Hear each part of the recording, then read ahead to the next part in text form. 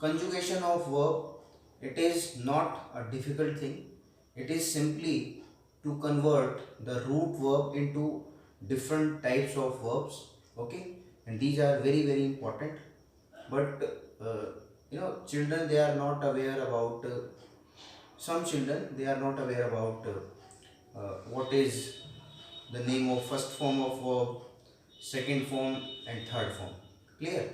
So basically what conjugation is, it is to convert or to change the root verb into its past form and its other forms. Okay, so I tell you all these things here. Just listen. The topic that I have taken, it is how to conjugate verb. This particular problem, it arises for those children who are rote learners. Okay, like they believe in cramming, so they are not aware about, so they convert the things in their own way. Okay, so basically what I have come in front of you today, this is regarding this topic, conjugation of verb. See, any verb, any verb, it has its three different kinds. Okay, and that is known as the conjugation of verb. Means, how do we change the root form? Root form is first form. So how do we change that first form into other categories? So let me tell you what those categories are.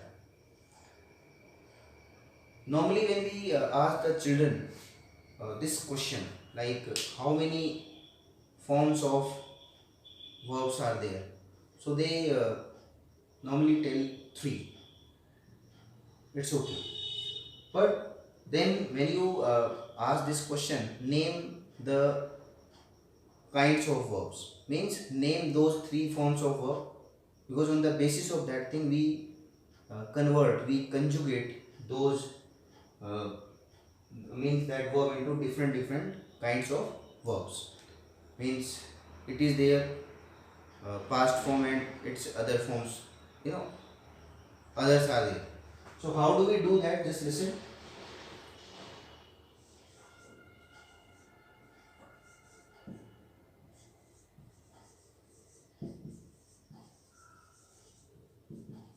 See, any root form, any root form of a verb, it is known as present form of a verb.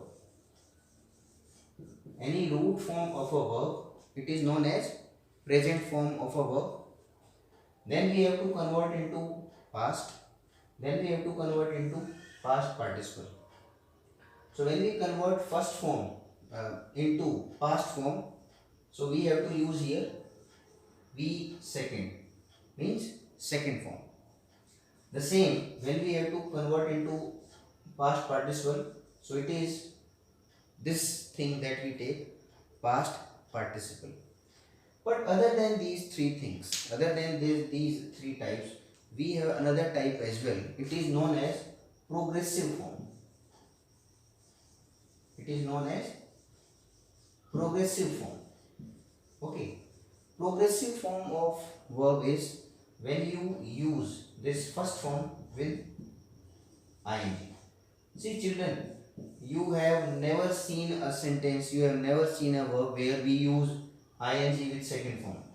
First form and ing, means ing, it is always used with first form. So you can consider that this is the fourth form of a verb. So again I tell you, when you conjugate the verb, the root form, it is first form. Then we have second form, it is known as past form. And when we have third form, it is known as past participle. And you can have another form as well. It is known as progressive form. Progressive form, it is first form plus ing. But children, I tell you one more important thing. Other than this, we have another form as well. And it is known as first form s or es. Okay. Like when you add when you add s or es with first form, so that is also a type of verb we have. Okay, it is considered in, or it is this type of verb, it is used in simple present tense. Okay, so this is simple form, or this is present indefinite form, you can say. So it is also a type of conjugation that you must know how to conjugate, because there you have to create a difference, you have to make a difference, you have to be well aware about the making of this difference, creating of this difference, like where do we use s or where do we use es. Okay, so it's very simple, children. Whenever you have third person singular as a subject, whenever you have third person singular as subject, and you uh, have to use simple present tense, so there you always take this form, that is first form with s or es. Apart from that, children, in this video I tell you one more important thing that is very very important. Still the children, they are not aware about one particular type of verb. It is known as strong verbs and weak verbs. Okay, it is also known as strong forms of verb and weak forms of verb. Clear? Or what is weak form of verb, or what is strong form of verb? This is very very important, children. See, weak form, it is also considered regular verbs. Weak forms, these are also considered regular verbs, or weak verbs, these are also considered regular verbs. But the question is, what is a weak form of verb and what is a strong form of verb? So today I will give you this answer. Listen and watch very carefully, children. See, first we take this one, weak form. See, when you conjugate a verb, and you get this d or ed in second form or third form. Clear? Like when you convert a verb, or when you conjugate a verb, when you change first form into its past form or into past participle. So if you add with second form this d, or you use ed, so that is weak form, because that is regular type of verb, that is regular verb. See, suppose you have this one, call, this is a root form, present form, and suppose we use here in second form called and called, we have added here this ed. So when you change any verb, when you conjugate a verb into second form and third form, and you add such things to conjugate this root form into second form and third form, when you add d or ed, okay, so there what do you, or what do you say there, what do you say, or there what kind of thing you call here about the verb, that it is regular verb or it is weak forms, or these are known as weak verbs. Clear? Anything. See,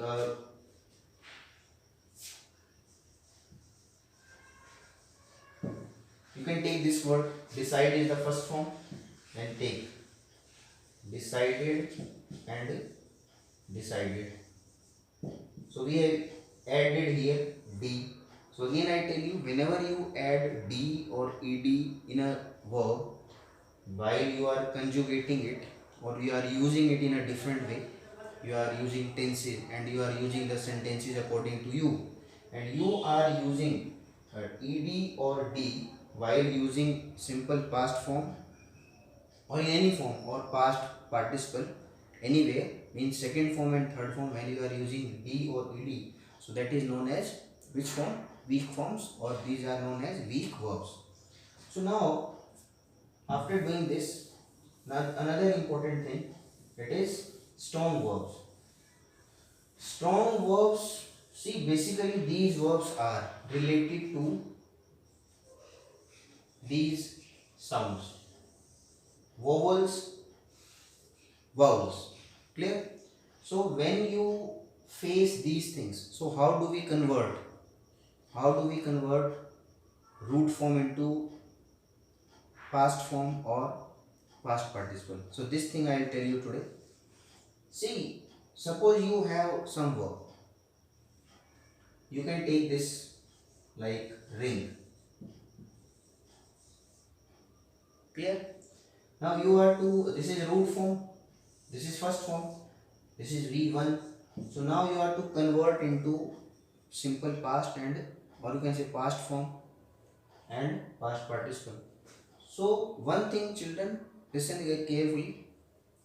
When you find a root verb and you convert that root verb into or you conjugate that verb into past form and past participle, and you notice one thing, there will be a change in the middle or anywhere concerning these five alphabets which are normally considered vowels. Clear? Like ring, rang, rum. See, other than this, there is no change. There may be some kind of change in other verbs also, like we can see here, like bring, bring, brought, brought. See, there are other changes as well, but basically, we have seen here these things. So if there is such kind of, there are other also like sing, sang, sung. Okay, like tear, tore, torn. So see, we are using these things. So when you use these vowels or vowels while converting or while conjugating the root form into simple past and past participle, so when you focus, when you confront these things that we have to use these vowels, so these things are considered as what? Strong verbs. Clear? So the difference, it is not difficult children, but we must be aware about these things. This is very very important children in 9th class, 10th class, even graduate children also, student, they are not aware about what is strong form of verb, what is weak form of verb. Even they are not able to tell the names of verbs, like this is like first form it is considered present form, second form it is considered past form, third form it is considered past participle. They are not aware. So to make you aware about this thing, uh, I have come up with this video today. So I hope you understood the things very well, and in future you will not forget such kind of thing. This is one of the basic things children. So keep on learning such important things. It will really help you in all types of writing skills. Even it will create some impression among others about you uh, when you use these things, when you tell these things to them, with this confidence. Okay, so certainly you will mark a nick in the mind of those people. Okay, so keep on watching children and keep on learning. Thank you very much.